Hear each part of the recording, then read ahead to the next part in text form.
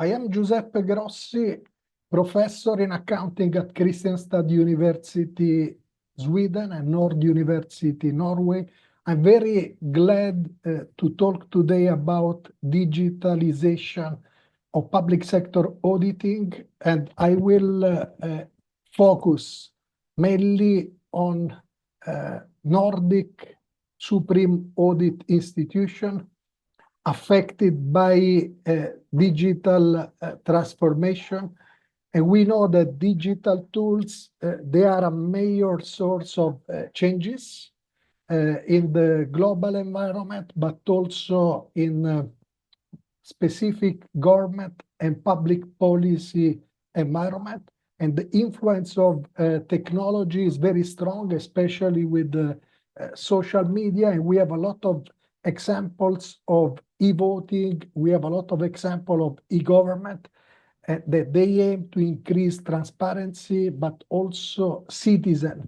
They are demanding more and more e-services. We know that these changes, they are affecting also the audit profession. And we know that Supreme Audit Institutions, they are essential component of democratic system, and they have the power to increase transparency, accountability in terms of disclosing government performance in order to ensure accountability. Supreme Audit Institutions, they are using more and more digital technology, and we know that this digital technology, they are impacting a lot the audit works, the audit routines, the audit procedures. And we also know that digital transformation, they are strictly connected to public value creation of government, but also of Supreme Audit Institution. And this is our theoretical framework. We believe that public value theory is useful to show how Supreme Audit Institution, they are able to increase the quality of their audit work. They are able to be more and more responsive in front of citizens and also in front of different stakeholders. We are sure that digital technology, they can also increase public accountability, and auditors, they can provide their audit outcomes, audit report in a more independent, and they can also support reforms. In general, using the triangle of Moore for Supreme Audit Institution, we suppose that Supreme Audit Institution, they are also able to fulfill the growing demand of external stakeholders, and they are also able to promote transparency and building trust with the citizens. Our main research question is how do public sector auditors are able to impact on public value created by Supreme Audit Institution using all the possibilities given by digital transformation and also in general digital tools. And in order to conduct this study, we made interviews with the key actors within Norwegian National Audit Office, so-called Office of Auditor General. And we made interviews with the financial auditor, performance auditor, but also expert with the development and IT system.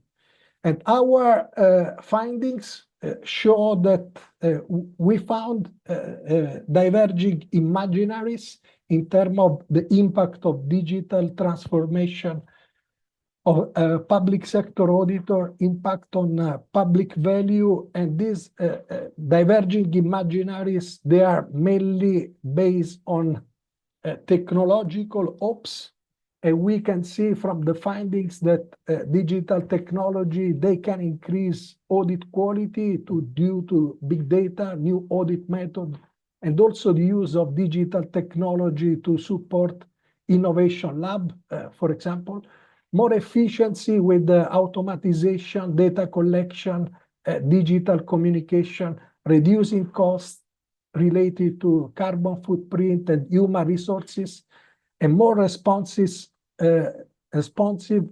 and voice through digitalization, interactive form, visualization, transparency, and more convenient report.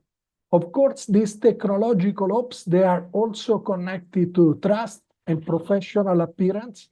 And we discovered that members of the National Supreme Audit Institution, they are very active in the international network like INTOSAI, that is the network of the National Supreme Audit Institution, but they are also active at European level, for example, with EuroSai, where they are developing and supporting auditor with the IT working groups, for example.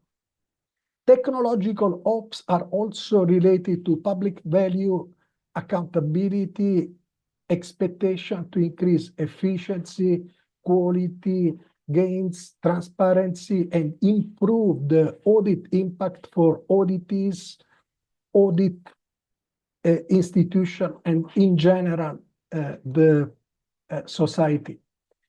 During our interviews, we also discovered some downsides of digitalization, and we call it human center imaginaries, that they are connected to a lot of attention to digitalization, and also focus on the risk of digitalization in terms of holding data, cybersecurity risk. And during our interviews, we also discovered some generation gap and digital divide between old and new generation. During our interviews, we have seen that a lot of auditors, they are afraid to lose their independence, and they are also afraid that there is an over-reliance on technological driven decision, and they are afraid of that their work, their audit work, is in a way dehumanized. So in conclusion, we can say that the future of public sector audit is changing through digital transformation, but the imaginaries, they are not just optimistic, and we call it technological imaginaries, technological ops, but they include also some challenges related to data issue, knowledge issue, and human resource issue. So in terms of future research, we would like to invite scholars and also practitioners, Supreme Audit Institution, public sector auditor, to consider not just the benefits of digital transformation, but also the potential risks for auditors, auditees, and audit institutions. We have seen, especially during and after COVID, different work conditions and also remote audit work. And this digital transformation has very strong effects on performance measurement system, how performance of public sector organization, they are created, also how they are used, and internal audit and internal control system, they are really changes. An important future topic can be related to digital infrastructure, that for sure they are enablers for public sector organization, but they are full of risks. connected to cybersecurity and also vulnerability of the population and exclusion of the vulnerable, more vulnerable people. So one important issue for Supreme Audit Institution and government, how to develop dynamic capabilities in terms of training and also in terms of research in order to explore all opportunities, but also challenges of digitalized public sector auditors. Of course, I am available to reply to any question now after my speech or also in the future. And my speech is mainly based on this article just published less than 2 months ago in Public Management Review with the title Digital Transformation in Public Sector Auditing Between Hope and Fear. Thank you very much for your attention, and I look forward to receiving your comments and also questions. Thank you.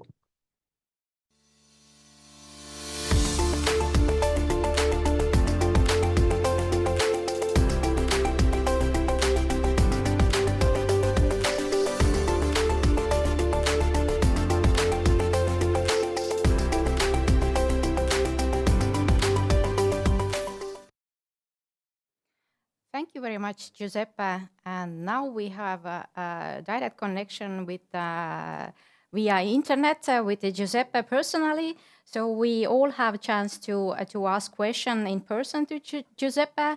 Hello, Giuseppe. Hello, Kertu. Hello, colleagues from Tartu University. I'm very happy to be guest here at Delta Days Trend. Thank you for the opportunity to present our recent project results related to digital transformation in public sector auditing. I am sure that also in Estonia and other Nordic countries, there are similar trends that in Norway. So I look forward to receive your comments. Thank you. Thank you, Giuseppe. I have some questions on my own, and then let's check our workshop later on. Maybe first I start with a practical question. You mentioned about the citizens' interests, or we can say that this era of sustainability reporting, it includes several stakeholders and their interests. But on the other hand, no one wants to read very big reports. And it's if our reports of the companies will become more than hundreds and hundreds of pages. So how we can actually find a fit between those interests and corporate reporting pressures? What are your expectations on that? Thank you, Kertu. This is a very important issue for public sector organization, state-owned enterprises, but also listed companies. I think that more and more I see digitalized report, and in the public sector we have popular report, and I see that auditors, for example, European Court of Auditors, they launched digital reporting that they are really easy to understand to average citizen. So you don't need accounting, auditing, management control knowledge in order to understand this report. I think that this trend started in the US cities some years ago with popular reporting, but nowadays I see this trend also in several European cities, but also Supreme Audit Institution. They are using this popular audit reporting to communicate in brief and digitally, also using social media, their results and their impact on the society. Thank you. You also mentioned auditors are afraid. Maybe you can give some tips about not being afraid so much about the future and trends that we are currently actually in. Yes, this is a very good question, Kertu. Thank you, because in my short presentation, I was unable to go in detail with this, the role of the epistemic community, for example. Epistemic community in public sector audit, there are IT working groups, for example, EuroSci, the European Association of Supreme Audit Institutions, launched IT working groups with the purpose to enable public sector audit with the new technology. So I see a lot of individual initiative at the national level, for example, in Norway, Sweden, Finland, and I am sure also Estonia, a lot of training activity, but also some joint activity at EuroSci level and also INTOSci level to ensure and to support public sector auditors in this digital transition. I do agree with you, since at the university our task is to educate people, and nowadays we are more and more discussing about lifelong learning. So it doesn't matter are you a graduated scholar or already practitioners with 20 years. You have to learn a lot of new innovative tools that can be used, and you have to be more curious in this sense. So this is something that relates with people's characteristics, I should say. Let me check the workshop. There are no comments yet, but if there are any ideas, as Giuseppe mentioned, he is ready to answer or share some thoughts about your comments or questions if you have any. So now I will thank you, Giuseppe, very much for being so kind, giving us the short lecture speech, and also connecting with us online. And we were really happy that the Zoom was working. Good luck with your research, Giuseppe. Thank you, Kertu, for the opportunity. It's always a pleasure to contribute to Tartu events, hopefully physically next time. Thank you. Thank you.